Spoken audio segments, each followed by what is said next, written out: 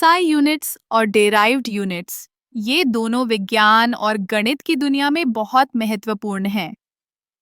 SI units यानी international system on F units एक मानक प्रणाली है जिसका उपयोग हम विभिन्न मापों के लिए करते हैं।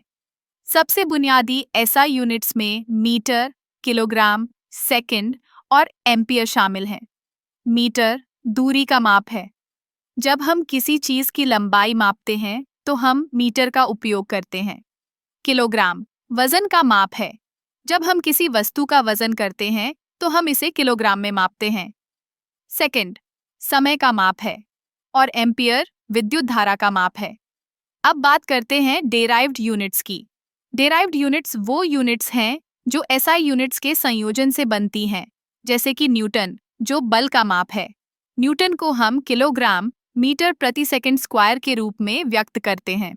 इसका मतलब है कि एक न्यूटन वह बल है जो एक किलोग्राम की वस्तु को एक मीटर प्रति सेकंड स्क्वायर की गति से गति में लाता है। एक और उदाहरण है जूल, जो ऊर्जा का माप है। एक जूल वह ऊर्जा है जो एक न्यूटन के बल से 1 मीटर की दूरी पर काम करने पर प्राप्त होती है।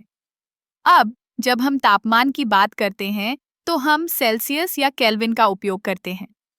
केल्विन एसआई यूनिट्स में तापमान का मानक माप है। यह बहुत महत्वपूर्ण है, खासकर विज्ञान के प्रयोगों में। इन यूनिट्स का सही उपयोग करना बहुत जरूरी है।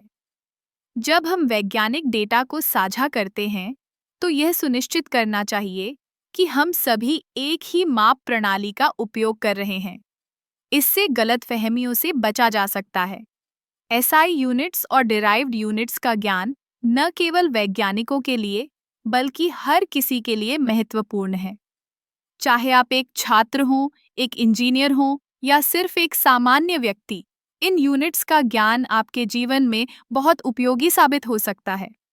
तो अगली बार जब आप किसी चीज को मापें, याद रखें कि ये यूनिट्स सिर्फ संख्याएं नहीं हैं, बल्कि विज्ञान की भाषा हैं।